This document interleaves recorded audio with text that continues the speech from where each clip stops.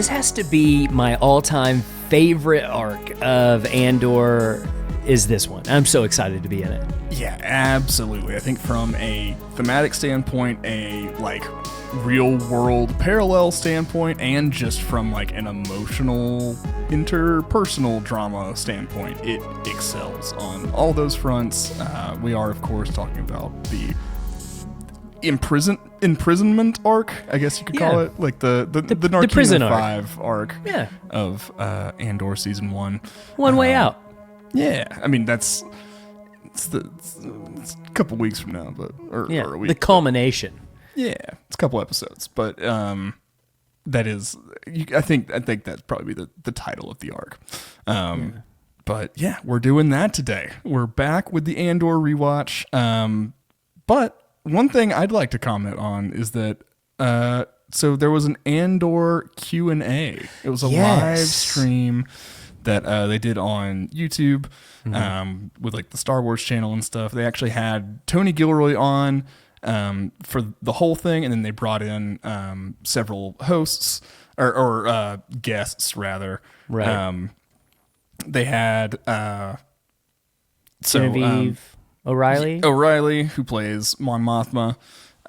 Duncan Rowe, who plays Melshi. We get to meet Melshi in this episode. And then the actress who plays Bix, I can't remember off the top of my head. I feel so bad because it's okay.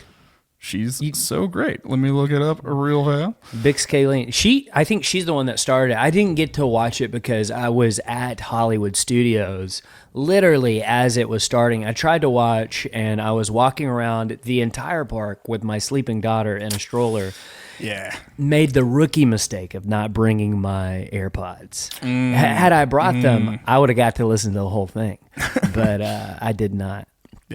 Bix's actor is Adria Arjona. So but she was the first guest. Got to really just like, Bix is the only character that she has tattooed on herself. Like, she loves playing that character so much. And I thought that was really cool. Her just like enthusiasm for the character is infectious, and I definitely get the sense we're gonna get a whole lot more from Bix in season 2. And then they brought Genevieve O'Reilly on. She just got to talk about like the legacy of the character and kind of like, how it's been such a blessing to get to explore this whole different side of Mon Mothma that we didn't get to see in like, Return of the Jedi or Revenge of the Sith or anything like that. So that was a fantastic interview and everything. And then there was Duncan Rowe, who plays Melshi, came on. One thing from Genevieve's segment. So Leda, Mon Mothma's daughter, is for sure gonna have some kind of big arc. We've seen, the footage of like what looks like a wedding for her, where Mon Mothma's dancing. Yeah. It's confirmed that there's gonna be a wedding, but Tony Gilroy was a little cagey about who exactly that wedding is going to be to and everything. Interesting. So I think there could be a way in which it shakes out in a much different way than we expect. She marries Tay Colma. Maybe, or something like that. It could be that they do find a different Chandrilan banker who also that's more acceptable to marry Leda off to, or that would make more sense to me, because the way that Mon Mothma looks like she's dancing, it looks like she's like almost happy. So it's like that would be a little more like, oh, okay, that makes more sense to me. Yeah. But, obviously they're not giving any plot points or anything like that. But just from the way they were talking about it, I think there's going to be a little more to all of that than we probably initially thought. I think it may have a bigger focus on it. And then Duncan Rowe came on, talked about Melshi and, just how, honored he was to get brought back and to get to continue that character's story. And he talked a lot about... the Narkina 5 arc, and how that was a really chaotic production and everything. like it felt kind of claustrophobic, and they did a good job of kind of helping the environment seem real for the actors and everything. And then Tony Gilroy got to come in, and he's the most humble man, I think, on the face of the earth. Really? He's like, I basically had nothing to do with this show. I don't know what I'm doing. I'm just honored they had me and all this stuff. And I'm like, I think you're the driving force here. I think you're delivering the best Star Wars show that's come out. But at several points, the cast and Tony got like genuinely emotional about just getting to be a part of the production, and how much they were going to miss working on it in the, now that it's come to the close and everything. And I don't need like the people involved in creating Star Wars to be in love with Star Wars and to be having life-changing experiences on set or anything, but like it's helps. Really nice. It's really nice when everyone involved in the creation of something that affects us so much, like, is also affected by it. It just adds a nice little layer of, it's the cherry on top of everything. So yeah, that's awesome. I need to, I don't feel like I've settled from my Disney trip to be able to go and watch it yet. But I'm glad that you were able to watch it and report back to us. Yeah. In terms of, it felt like more maybe recapping season 1, almost kind of like a Star Wars celebration panel in a way. For sure. The only the biggest information that was kind of stringing me along was stuff I'm reading between lines, to figure out. Yeah.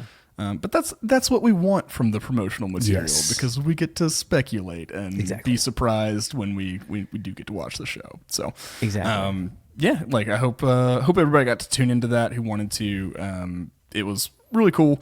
Just wanted to do a little recap on that to build some excitement for what's happening in Andor land. I can't wait, dude. And we can't wait so much that we are driving this rewatch into Lightspeed.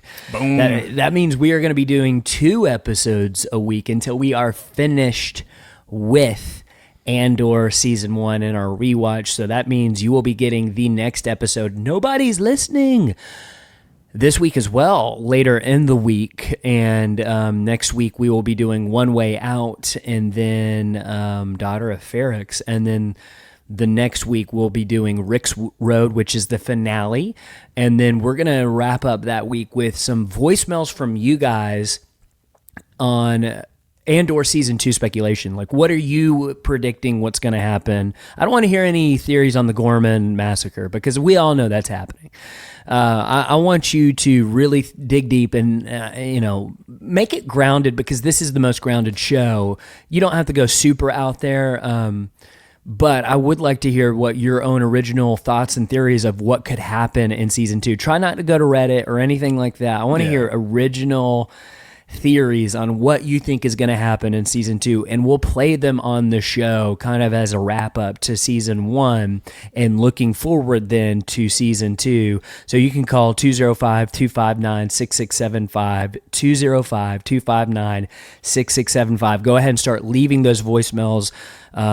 Keep them under 3 minutes, because it cuts you off at 3 minutes. And then if you mess up, hang up, try again, and we will use your best one.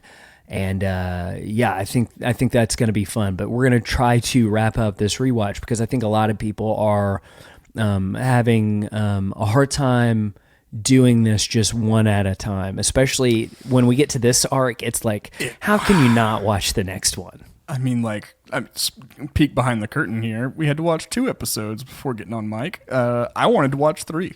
Yep. It was really hard to pump the brakes on that, but I do want to be fresh for that recording. So but yeah, it's we're gonna be pumping some episodes out. We're pumped about Andor. We just kind of wanted to podcast some more. So and the podcast you are listening to is Children of the Watch. I'm Mac Lacey. And I'm Alex Maxwell, and today we are breaking down the 8th episode of Andor for our Rix Road to Season 2 of Andor. If you're new to our podcast, we break down every single episode of Star Wars television, scene by scene, to analyze the story, find comb for Easter eggs, and explain how it all connects to the larger Star Wars universe. I don't know why I delivered it in such a radio voice. Such a dramatic reading of our standard intro copy. I'm so excited. You can also continue this conversation on social media with us at COT Watch on Blue Sky, TikTok, and Instagram. We also got a Patreon, patreon.com/The Mandalorian Watch. You can check that out as well. We're reading Reign of the Empire, which connects to Andor in a big way for just $2 a month. Let's jump into this. Episode 8, Narkina 5. The director, Mac, is Toby Haynes, and the writer, O. Williamson. And the writer I was doing a little research on wrote several episodes of House of Cards. Oh. And that makes sense. That makes total sense. Political intrigue. Yeah. This is like where we're really ramping up the drama in the ISB and seeing how all that's working. Yeah. That makes total sense. He's also slated to write the Dawn of the Jedi movie for James Mangold. Yeah, and we may want to put out a little teaser that you've got a little something to talk about on that front. I do. And we'll get to that a little bit later in the breakdown, but there's maybe some more importance to some of the locations in this episode than we originally thought. Yeah. Why don't we jump into the breakdown then? Let's see if we can get to it. So after a recap and title credits, we open up Naomos as Cassian is shuffled out from his prison sentencing to what looks like a theater bowl, but at the top are prisoner transports. And the shore troopers aren't being too kind, Mac. They kind of remind me, and I rode Rise of the Resistance for the first time last week, and it was one of the most incredible experiences of my entire life. I'm not even hyperbole. That's not hyperbole.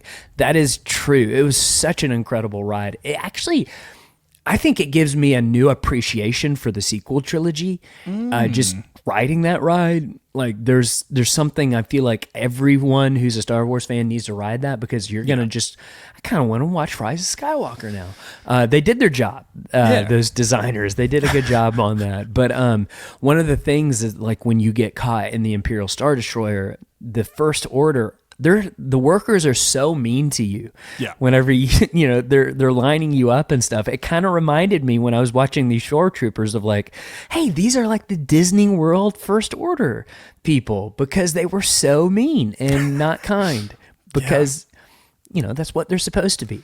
Well, that's what you're paying so much money for, is to be treated like cattle, at Disney World. That's what you want. In this case, it really is. Yeah, it was so cool. It was like such an honor to be yelled at, to take my hat off, that I got a new hat.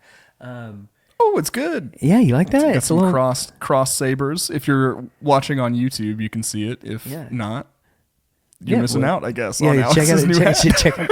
It's my new podcast hat. It was my goal to find a new Star Wars hat when I was down there, and I found it. Nice. So yeah. Shore troopers are not being too nice. They got sweet armor, though. I think they're my favorite stormtrooper armor of all time.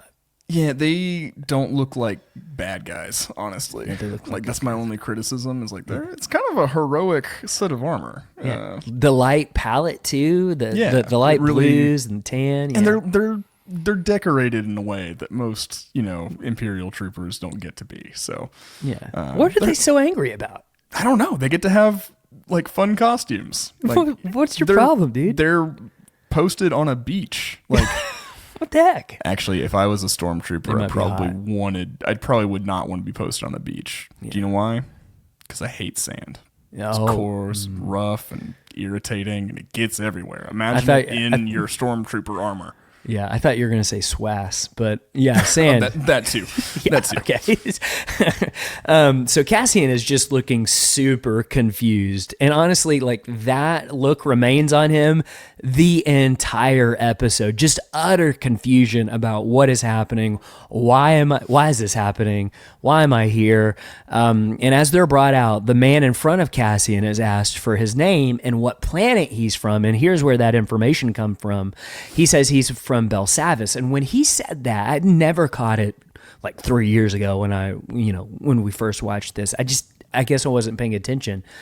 But I knew that name. I was like, Belsavis, I've heard that name so many times. So I looked it up. And of course, it is a real planet in the Star Wars universe that was first created for the expanded universe, what we now call Legends, when Disney bought it. And it started I guess the first time we saw the planet was in the book called Children of the Jedi. Shout out to them. The friends of the podcast, I guess. We're going to sue them for copyright infringement. yeah, Children of the Jedi. And the planet was also a lot in the New Jedi Order books, which is my favorite series of Star Wars books. It's a 19-book series. And I knew that planet was in it a lot because I was like, oh, yeah, Wedge is there like a lot in that series. Now, here's something interesting when I was looking up the planet that I did not know about it. It's also really important in the Old Republic time era. Get your bingo card ready, folks, because it was a prison colony for the Infinite Empire, a.k.a. the Rakatan Empire, which has already been mentioned on Andor. Yeah, in this very show. So that tells me it's a little bit more than coincidence. Like if you had 2 times that the Rakatan Empire had an implied mention in Andor, you'd have 2 nickels for every time that happened, which isn't a lot, but it's weird that it happened twice. And it's a prison colony, and this is the prison arc. So it could just be a really nice, clever homage or something, but I think it's safe to say that old Toby Haynes or Beau Willimon, not Toby's the director, Beau Willimon the writer, I think probably has a little bit of an affinity for the Rakatan. He's got something for the Rakatans, and that's good news because he's writing Dawn of the Jedi, and if you've read that comic, the main villains of that comic are the Rakatans. Yeah. Maybe cool to see, like, it'd be fun to see the Jedi Order as the rebellion in the galaxy. Like, normally we're seeing the rebellion as a kind of a separate thing that the Jedi are aligned with, but they're different. But it'd be cool if, like, in the Dawn of the Jedi, they were like the first rebellion, basically, and that's how we get the Jedi Order. There'd be a nice poetry to that. It would rhime. No one's ever said that before. Nope. That's clever. Yeah. I like that. That's good. So then Cassian gives his Keith Gargo name as he's and says he's from Dearest Plata, and that is not a name. That's just I looked that up too, and that's nothing. That's new to the show. It may not actually exist in the Star Wars exactly. galaxy. Yeah, he just he was just saying something. So he's assigned to the transport to Narkina 5, and again, Cassian is just so confused as to what that actually means, and he's ordered on the transport. And then we cut to a different kind of prison, Mac. Syril Karn's prison. That is a big thing. Every one of the main players is in some kind of a prison in this arc. Like, I do think that's intentional. Like, Syril is in the prison of his new corporate life and, like, feeling like he's lost the grand calling he had or whatever when he went, Captain Tryhard. And then, like, later on, Marva is in a prison of, like, old age and the desire to do something before she passes and stuff like that. You've got, I'm sure, like, Cassian in a very literal prison. Mon Mothma. Yeah, I mean, no, not yet, but she's in the prison of, like, the corporate, or not the corporate, but the Coruscant political sphere, and she's, like, trapped in the prison of the facade she has to present to the galaxy, I think, is the bigger thing. So no, as we keep mentioning the key players, let's examine what kind of prison they're in. I think that's super, super good insight of, it's not just Syril and Cassian. It's pretty much everyone. I mean, even Luthen and Saw at the end. Of the episode. Saw's in the prison of his rage almost, and his ideology. So, That's good. Yeah. So Syril Karn is in a giant office in which absolutely no one talks. I would hate working here. This is the Imperial Bureau of Standards, and as he's working at his terminal, he's greeted by 2 ISB agents. And then back on Naomos, Cassian is ordered to sit down on the prison transport, and they're ordered to take off their shoes. All of their shoes are piled in the middle of the transport as their wrists are bounded in cuffs. And this is one of the first instances where I kind of felt like, hey, this kind of reminds me of the concentration camps of World War II with the shoes and stuff. But there's other instances in this prison arc where they're like all having to shower together, and the way that they're treated like cattle, almost like not even human. There seemed to be a lot of parallel for me in terms of seeing that stuff from history being played out here in this prison arc. Oh, absolutely. I think this arc of any has the most to say. It aligns the closest with its real world parallel, I think. The comparison it's trying to draw to the real world with the privatized prison system. Like this kind of prison, the kind of carrot stick stuff going on, the fact that like their labor is being exploited, and like arbitrary sentencing stuff happening, all of those things happen in the real world, and those are all problems that like if you're disgusted by what the Empire is doing to like the prisoners, that exists in the world.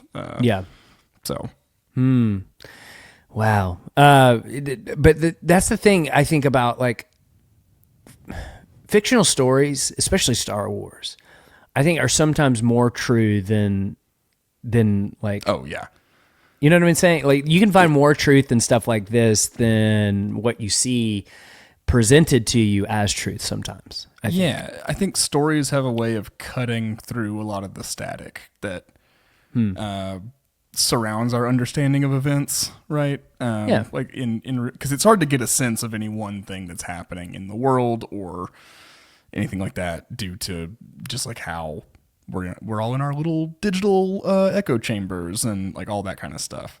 But stories have a way to cut past a lot of the arbitrary divisions and stuff amongst people and get at the heart of a matter, you know? Yes.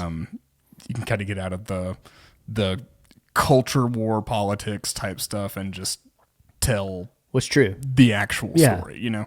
I love that. And I love Star Wars. Cutting back to Coruscant, Syril waits in an ISB interrogation room. From behind enters the absolute love of his life, Dedra. She's the new supervisor of the Morlana sector, and she wants to question him about some gaps in the report about the Ferrix incident, a.k.a. the first 3 episodes of the season. And Mac, this is where the love story begins for these two. Are we going to call it a love story? I'm not comfortable calling it a love story. Okay. Let me try that again. Mac, this is where the stalking begins. Yes, for these two. There we go. Yeah, there we go. Like, this is where the absolutely obsessive behavior on Syril's part begins. Yeah, so like I had been in this rewatch, I've been questioning like, where's Syril's character gonna go? Is it possible he could be a rebel? After watching these 2 episodes, it's like, oh no, this guy's a little freak, isn't he? Yeah, this guy's a little. I needed to be reminded of just how gross he was. Of course, honestly, if they were gonna put him in the rebellion, though, it gets at the heart of what Luthen's talking about, of like all these people having these differences and not being able to work together, and like the conversation he's having with Saw. So like it could be even more effective to what they're trying to say, but I'm kind of with you. I have less hope for a upward trajectory for Syril in season 2 after just seeing and being reminded of how creepy he's so creepy and just like bitter and ugh. Oh man, it's weird. It's so weird. There is such a Dwight and Angela thing going on between these two. Well, but they actually like each other. I don't think Dedra's got any reciprocal feelings. I don't know. I think by the end of the season she might have a little bit. I don't know. We'll see. We'll keep an eye on that. We'll see. These little freaks. This guy has filed 6 false requests to the Bureau of Standards Data Center for information that Cassian worked in the fuel refinery industry. And so, Mac, I think I was having a little trouble picking up on what they were actually saying by this, but I think that he was doing this just specifically to try to get the ISB's attention of like, someone talk to me, I know something. Is that why he filed so many requests? I didn't have that exact read. I just kind of saw it as him being like him not being able to move past what he considers his like biggest failure or like defeat or whatever. And like, so he's just obsessing. But I like, now that you say that, I could definitely see how that could be true. Cause I mean, he's because of his like, ambition and like sense of like self-aggrandizement. I think he's like, I don't belong here. I belong in the ISB. I'm going to get their attention. Like I could see that happening. I think he definitely takes advantage of this moment to try to leverage that in this moment, whether that was true in the beginning or not. Yeah, absolutely. For sure. Yeah. Absolutely. Yeah. The Syril defends himself, explaining that he was using the tools and resources available to search for Cassian, whom he regards as a murderer and a threat to public order. Essentially, Syril wants to clear his name for the events of Ferrix, and when asked if there are any omissions on the report, Syril said that he didn't even read it. He was just forced to sign it. And Dedra considers this, and then she exits and orders that he reads the report. And then we cut to a shot of Narkina 5, which is a small moon surrounding a gas giant, I'm assuming is named Narkina. And Mac, one of the reasons I'm so glad that we're doing this rewatch is because I had forgotten there are actually several of these prisons on Narkina 5. I'm going to guess at least 4 others. Yeah, there's a lot more than just one, right? And then we get a shot of where we see several of them in the water as the transport ship approaches. And then back on Coruscant in the ISB briefing room, we see the Starpath unit from the first arc sitting on the desk as Dedra delivers her full report. As she's talking, Admiral Yularen of the Clone Wars and also A New Hope seems to be super disinterested. He is like not even looking up. He's just kind of going through his own data pad as she's talking. She keeps pausing and is like, Are you hearing me? Are you going to say anything? I'm listening. Yeah. She just keeps pausing to see if he reacts at all. But no, her case is this. She argues that the thefts of Imperial technology is occurring on a galactic scale. This isn't something that's just isolated to one thing. She also briefs them about Andor, the man who stole the Starpath unit. She says that when he was transferring it to a person they've codenamed Axis. And as far as code names go, Mac, that's a great one. Yeah, I mean, come on. Just in terms of being like a stone cold sounding name, absolutely. Axis is pretty good. Oh, Axis is coming. Call it like the cavalry's here. Like that's the vibe. But also just they say it's because there's a central point in which all these things are aligning. I think it's really like Luthen is the point in which the rebellion is like the revolution is actually turning. Like right now, he's the axle that's pushing all these different pieces in the direction they need to go. He's the alliance part of the rebellion. Like he's trying to make that a reality. Saw is the rebel part and he's the alliance part, I think is kind of the, and like Mon is the alliance part. But also it's so close to Fulcrum. Like Axis is so close to Fulcrum, which is apparently it originated from Anakin Skywalker in the Clone Wars as a code name he used. But then more importantly, in Rebels, it becomes a huge deal when Ahsoka is using that code name as a kind of secret rebel operative. Now, there are, and this could not be canon now with the Andor comic kind of not being canon now, but at some point, Cassian also uses the code name Fulcrum. I don't think that he's there yet in season 1, because also this is something we're going to talk about like in our Rebellion 101 episode that we're going to do in the lead up to season 2. But like, I think all of this happens before season 1 of Star Wars Rebels. Like Star Wars Rebels has not happened yet. I think maybe it starts in the prison arc because it's such a long time. But like up until this point, Ezra has not found the Ghost Crew yet. Yeah, I tend to be there too. Even if the chronology doesn't quite work out that way, in my heart that this is happening before that happens. I'm pretty sure it works out. Like, and again, we'll talk about this in Rebellion 101. But what I love about this, Mac, is like this is like the adult rebellion. Like this is more adult focused, and then but like kids get Star Wars Rebels, which everyone should watch. By the way, it's not just a kid show. It's one of the best Star Wars things of all time.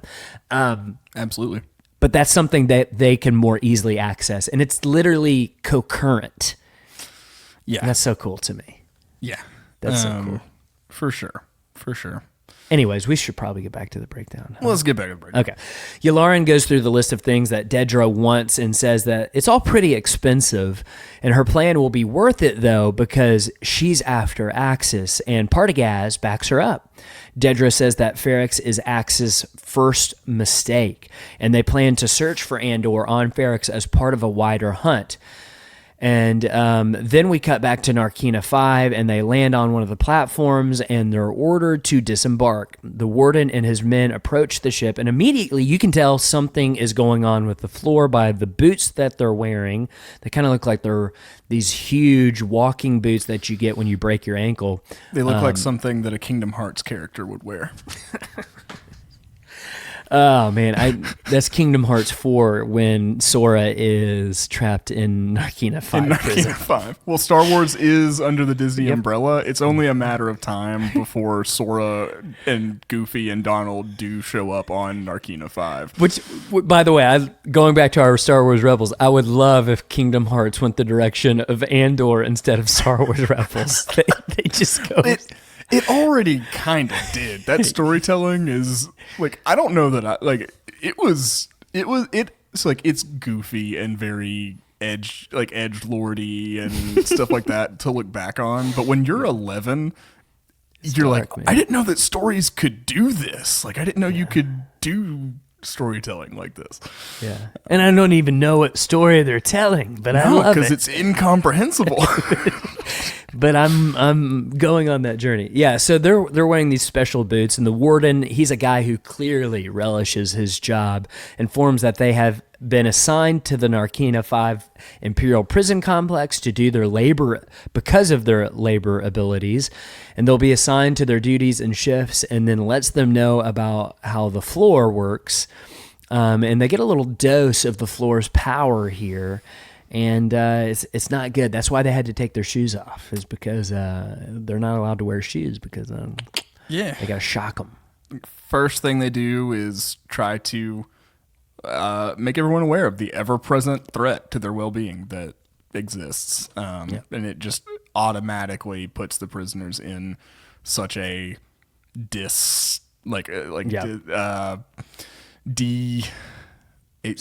good. Yeah, they don't have any power.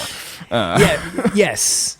I don't even know what word you're trying to say, but I agree. They don't. I think it's one of those moments too, because again, like Cassian is just so befuddled, and he's like even more befuddled of like, why is this happening to me? Like I literally didn't even do anything, and you guys are treating me like I am the worst criminal on the planet. He did actually do something. He did the Aldani thing, but he kind of is. They don't know that. Yeah, I mean Keith Gargo didn't. Right, he didn't do that. He was just trying to get some Pizos. That was Clem. Clem did that. Clem did that. You're right. Look, Keith can't be responsible for what Clem does. Clem deserves to be there. Keith Gergo does not. No, he was doing nothing wrong. He was just trying to get those unwinding. Yeah. Yeah. So back with Syril, he's finished reading Blevins' report, and he is offended, and capital O with that. He points out everything is missing, and Dedra focused on the description of Andor's accomplice. She wants to talk about that, and he says he's a tall, older man wearing a gray cloak and dark boots. And Dedra basically asks him to stop filing out reports and requests, and they'll tell the Bureau of Standards he was a good service to the Empire. But before she leaves, this is where Syril gets really creepy. He offers himself to help find Cassian and the man he was with, and that he would be a valuable asset to the Empire going forward. And she warns him not to raise any more attention of the ISB and forget that this even happened. And as she leaves, he gives a creepy little smile like, yeah, you like that. He was... I'm like, I didn't like what you just did. he liked that a lot. He's like, yeah. Yeah. We got something going here. Yeah. I mean, I think she immediately sees him as as a tool to be used. So here's kind of where my mind is for Syril's story for season 2. I think he is the literal opposite of Cassian, but for the Empire. I think he's an imperial agent now, and he will be like a spy. Yes. He gets either actually into the ISB or recruited. He's an asset. Yeah. Like a CIA asset. You know what I mean? Like they're using him and manipulating him to do things. And it's like, I almost imagine a scenario where Cassian's on Gorman and Syril's on Gorman, both under different names. And they both were like, oh crap, but they can't reveal their, you know what I'm saying? It's like, I can see a scenario like that. I like that a lot. I mean, I definitely think the trajectory Syril's on is I could see him being a agent for the Empire as to a rebel agent. Yeah. After watching these episodes. Ugh, so creepy. I forgot how creepy he was. It's been a while, and I was like, oh god. It's pretty overt. He's playing it up. Well, I think it goes back to the discussion that we had about him and his insecurities from the very beginning. I think this is just it played out in a weird, different way, specifically with women. And I'm sure some of that's stemming from his relationship with his mother and all of that. But it's a weird power thing going on here, and don't like it. Not one bit. But in the prison, Cassian, dressed in his nice orange and white prison uniform, is led into the prison. And this is actually a fairly important scene because Cassian gets to see how they operate. And I can also say how much I love how sterile it all looks. That's kind of a weird statement, but there's something so A New Hope about this scene to me, and I love it. Yeah, I get that. It's also just a sharp contrast to the super lived in environments that we associate with all the good people on Ferrix or and it's also in stark contrast to Mon Mothma's environment because there's no decoration, there's no ornamentation. It is as minimal, as clean as it can be. It's like a big hospital. Yeah. I don't know. There's just something about the Imperial cleanliness that I really enjoy, I think.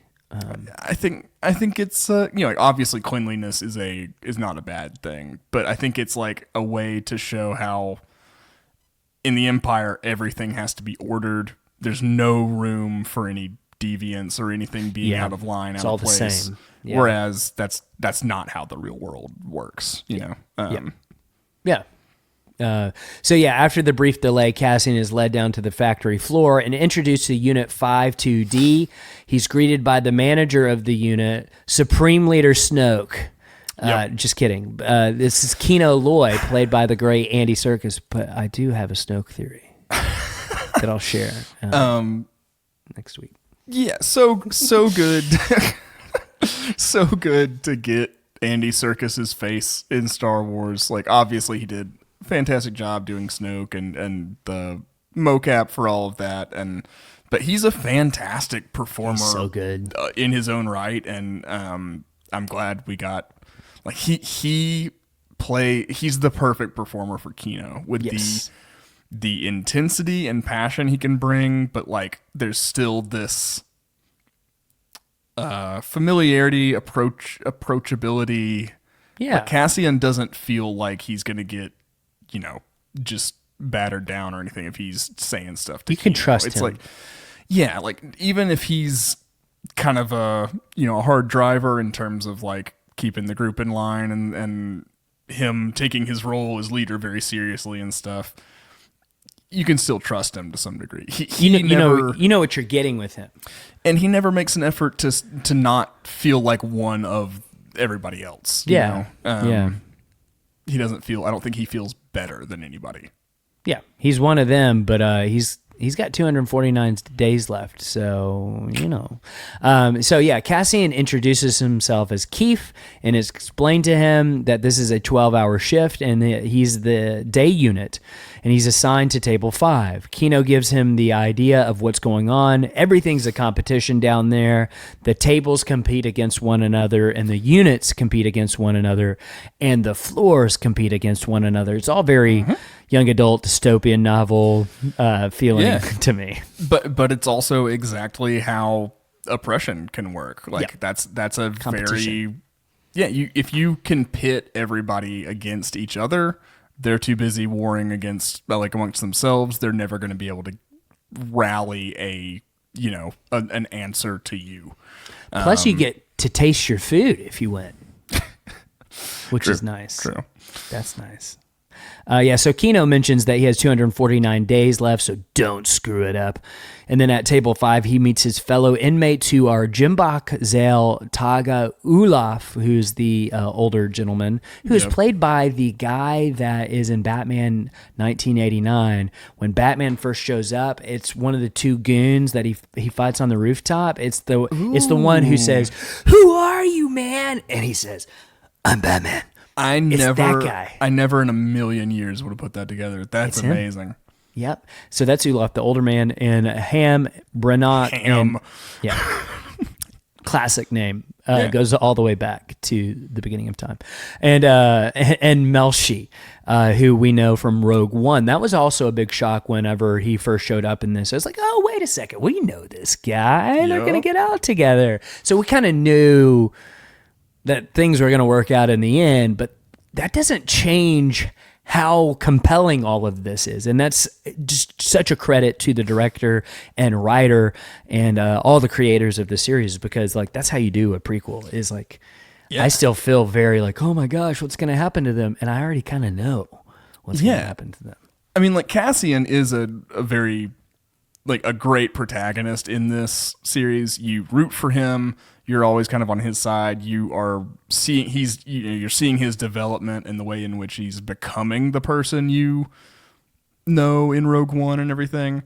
But the story does such a good job not just centering on him. There's so many other players that you care about. There's so many other stories happening at the same time that Cassian really just kind of becomes your entry point into viewing all the other stuff that's going on. I think that works really well being a prequel. Yeah. Cassian watches as they all work on building the nodes and then have to speed up because they're being punished for being slow. So they have to do a sprint session.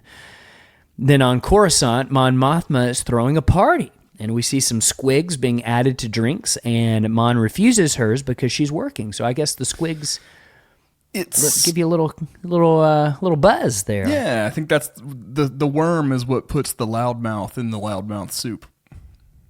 Classic saying that I've always heard.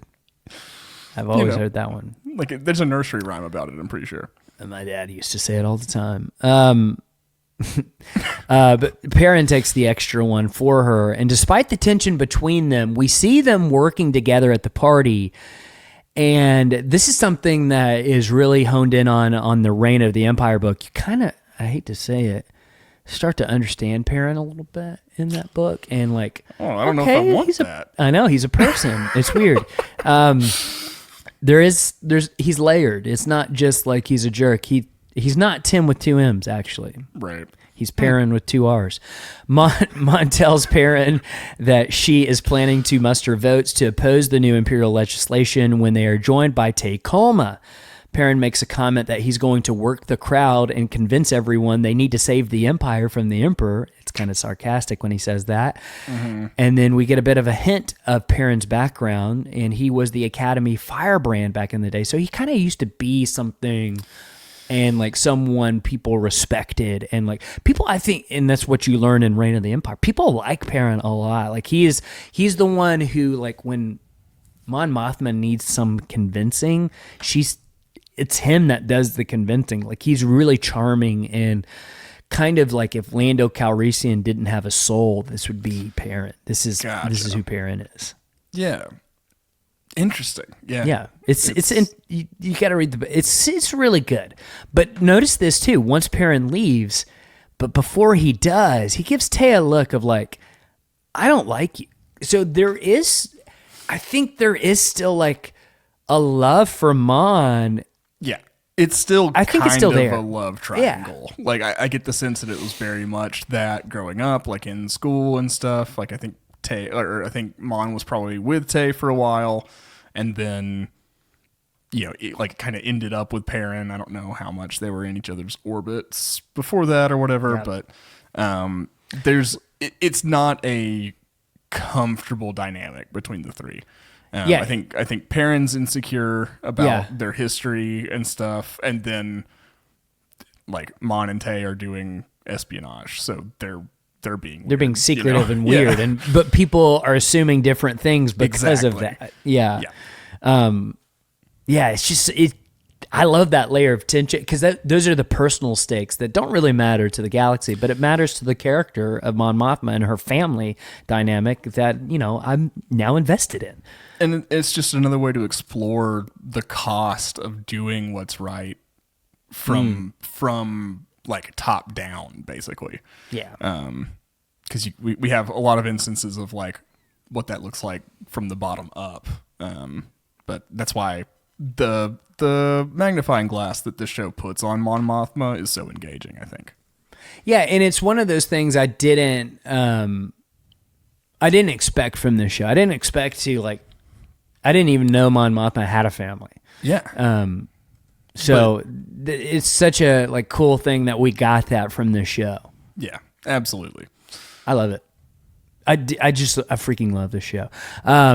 Tay warns Mon that the Empire's new banking law is hampering their operation before they are joined by Leda, Mon's daughter, and she makes a not so subtle comment that Tay is always around now. So she's even kind of like saying what kids or younger people, being a little more direct about the situation. Like she's kind of like, what's he doing here? You know, and Mon distracts her by saying that her father is looking for her. And before Tay and Mon can continue their discussion, they're interrupted by a purple-robed senator. On Narkina 5, Cassian and the other prisoners are queued up, and Cassian is absolutely shell-shocked. Yeah. Kino is telling them to all pipe down when Cassian notices one of his table mates is communicating with another bridge across the prison using sign language.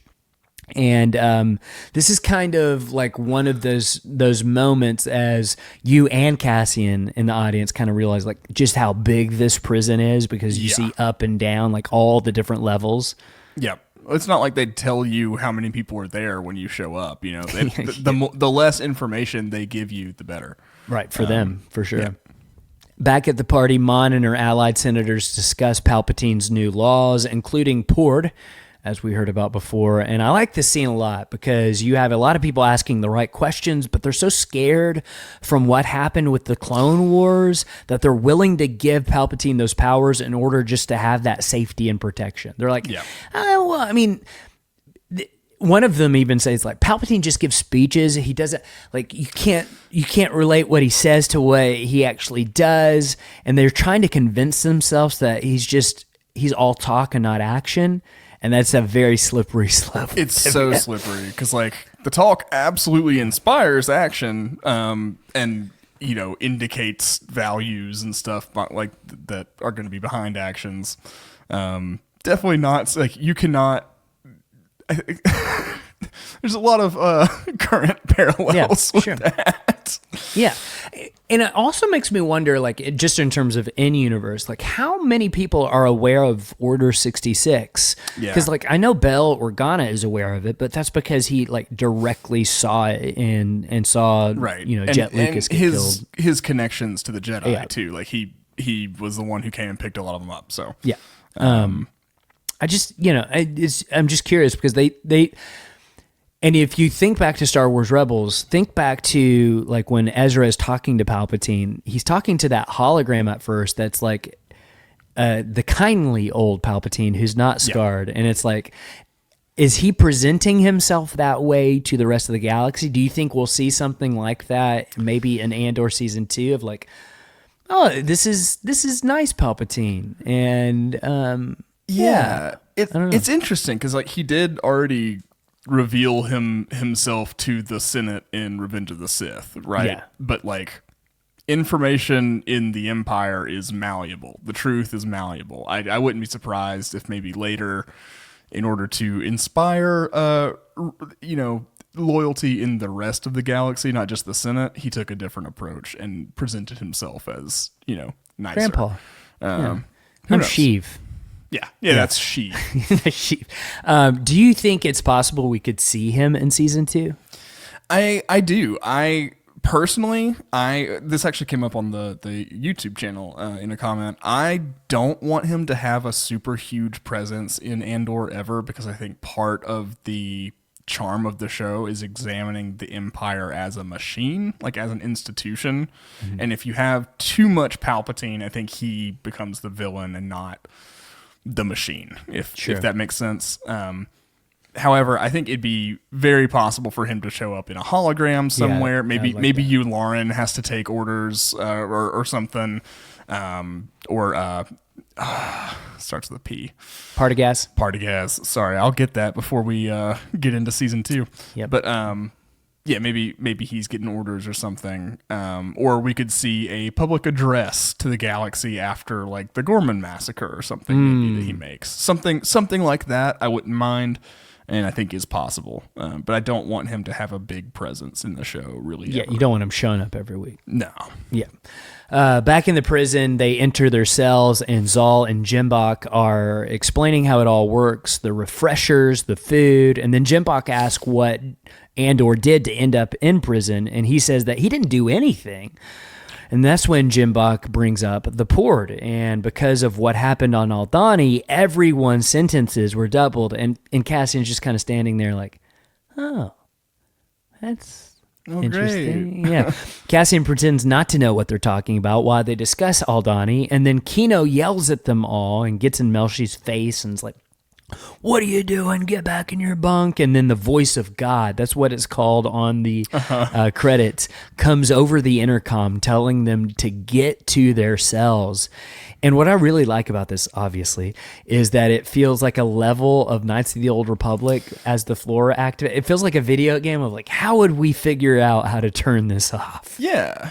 Like hacking, you slice into the computer and everything, and then you overload power conduit. Usually takes like 1 or 2 spikes depending on your programming level. And it's always like a million for me because I never upgraded that. I just like always had the droid with me or something to do that. Yeah. But then it cuts to the camera feed and you see all your enemies that you would have had to fight get electrocuted, and you don't have to fight them anymore. It's great. You get a lot of points for that. It's nice. Big XP. Yeah. On Coruscant, Mon joins Perrin and a couple as they admire the view they have of the city. And then we learn a little bit about the traditions of Chandrila. This is the first time we kind of learn about that they're really big on child marriages. They got married at 16, and this is like an old tradition on Chandrila, and this is like a new thing that's introduced into canon. This is not something that we knew prior to the show. And so then their relationship starts to make a little bit more sense in terms of it might have been an arranged marriage between Perrin and Mon, I'm guessing, and and maybe she liked Tay, but that was not feasible or possible or something. I don't know. Yeah, that's another layer I didn't even remember when I was talking about the love triangle type thing earlier. I think that's spot on. Yeah. So Mon asks where Tay went, and Perrin says that he left early for something in the morning, and he kind of gives her a look again of like, "Are you cheating on me?" That kind of thing. That's the implication, but nobody's saying it out loud. And then we cut back to the prison and learn that 30 shifts have occurred since we last saw Cassian. So I guess that's 30 days because they're 12-hour shifts. And you can see he's adjusted to his new life. And the prisoners are taken to an automated shower before getting fresh clothes. Again, I said this earlier, but it's all very reminiscent of concentration camps to me, especially like when they focus on the vents and stuff like that. There was I don't know, I just felt like a lot of imagery from like things you see about World War II. For sure. And then we get to see them on the grind a little bit, making some nodes, and Cassian's pretty good at it. Then we cut back to Ferrix, and we check in on Ferrix, where Brasso goes down the street, passing by the hotel, which is now the Imperial HQ on Ferrix, to check in on Marva, and Bix is already there helping take care of her, just again reinforcing that community aspect of Ferrix that I love so much. Like, they don't have to do this, they don't have to go and check in on her, but they're taking care of her like they're it's their own mom in a way, and I love that. Yeah, I mean, it like watching that scene simultaneously reminded me of like being, in Cassian's state, he's been removed from Marva for a number of reasons, right? Like, number one, he's in prison, but even before that, he left. Like he was like, I gotta get out of here. Marva's staying, so he's not able to provide that care, that support. So I felt the hurt of that, but then the gratitude Cassian would have knowing that there are people looking after his mom. Yeah, it's so awesome. Yeah, Brasso and Bix are just they're real ones. Yeah, love them. Marva is wheezing. She's getting sick, and outside, Brasso and Bix discuss her situation and how Marva is still a rebel at heart. And all while they're talking, they're being monitored by Vel and Cinta, who have a discussion about their commitment to the rebellion and to one another. And then after that, Bix visits Salman Pack and his business and is looking to use the communication tower. He tries to discourage her because he knows that they're watching, but she says that it's urgent, so he relents and she climbs in to use it. And then back in Luthen's shop, we see Clea listening to the message, and we learn Bix is trying to reach out to find Cassian about his mother getting sick. And Clea and Luthen debate on whether they should answer it or not. And Luthen wants to answer it because they might have a better idea of where Cassian may have went. And Clea ends up accusing Luthen of slipping, but he argues he's actually just coming out of hiding. And reluctantly, he ends up ordering the transmission to be shut down. And on Ferrix, we see Bix's reaction to that. Yeah. We also get some lingering shots of Vel leaving while Cinta stays back on Ferrix to monitor Marva and see if Cassian shows back up. Because remember, they've kind of been ordered to kill him on sight. Because trying to clean up the loose ends. He knows too much about Luthen. Exactly. He knows too much. So on the Fondor, Luthen orders the mod droid to chart the long way to Segra Milo. And then on Narkina 5, a prisoner cannot take it anymore and steps out of his cell to his death, just further highlighting the despair this prison builds in its inmates. Just a terrible, terrible scene. And it's even worse because like the Empire is just going to leave the body there all night, kind of as a reminder of like, okay, you want to do that, but nobody's going to care. Yeah, I'm like, I don't know how the physics work of it. It's just going to like cook there, right? Yeah, because one of them even says, we're going to have to smell him all night. Yeah, it's terrible. Yeah, it's awful. Like, just the disregard for, like, I'm going to say humanity, because these are all humans in here. I guess they send aliens to, like other species to different prisons. Yeah, I was wondering if maybe they're on the other prisons that we saw, but we also know that the Empire are not friendly to aliens, and there's a very good chance that they're doing much worse things to the aliens than they are the humans. because all the humans were deemed labor worthy, Right. As the Empire puts it. So maybe the aliens are not deemed labor worthy. And there might be something to the physiology of how the prison works, of like this specifically is designed for humans or something like that. Like Yeah, I'm sure you'd have to do that with as many kinds of beings running around. Right. So Kino orders everyone back to their bunks as they just leave the body on the floor all night. And then back on Ferrix, Bix notices a crowd outside Salmon's place, and Imperial officers have arrested him. His son, Willman, has been restrained by an Imperial officer, and then the lead officer orders the stormtroopers to disperse the crowd.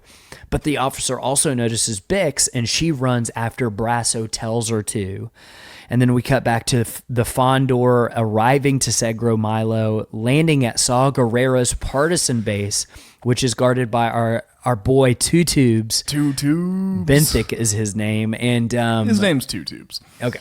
But like when we saw him the first time, I remember it be like, oh my gosh, we're going to see Saw Gerrera. I was not expecting him in this episode either. No. The first time I saw it. And it was just it's so fulfilling to see this also play out. I love this scene so much. Yeah, it also like bolsters what we see going on in Rogue One. It kind of bridges that gap to how Saw got to be the Saw we see in Rogue One from the Saw we see in the Clone Wars, and Rebels and everything like that. So yeah, like love Forrest Whitaker having him on screen. Like what this episode in particular is stacked in terms of the like A-list talent. Yeah. Like Oscar winners and stuff. So, yeah, great. Just great to see Saw. It is to see so Saw. Yeah, seesaw. And it's great to teeter-totter as well. To and fro. Luthen and Saw don't quite trust each other. Luthen asks if Saw if Aldani was him. And they go back and forth about it, and they're like, I don't know, it kind of sounds like you. And Luthen's like, no, but it would be beautiful. And they're like, yeah. They just don't trust each other completely. You get that immediately from them. They're not willing to like tell the truth about Aldani, but they're both very like happy that it happened. And then Luthen mentions that he stole some Imperial tech and he offers it to them, and Saw asks what the price is. Luthen says that he wants Saw to meet with Anto Krieger, and he's been probing an Imperial power station on Spellhouse, and he's found a weakness in the defense and has a plan to bring it down, but he needs air support. And we saw when Luthen landed, he's got some X-Wings, right? And they're the black and white ones. Yeah. And Saw doesn't want to work with him, though, and we learn that Saw is unwilling to work with much of anyone. Yep.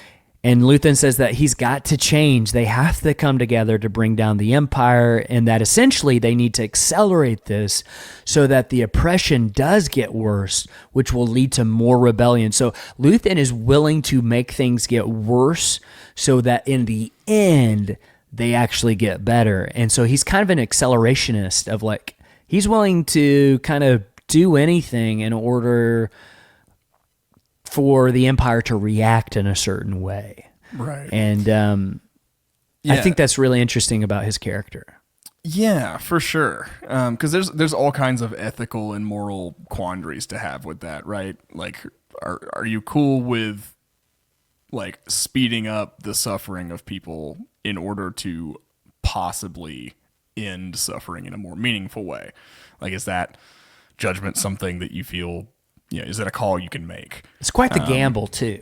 It's a big gamble. And it speaks to like desperation. I gotta know more about Luthen, and where he came from. I don't know that we'll get it honestly in Andor.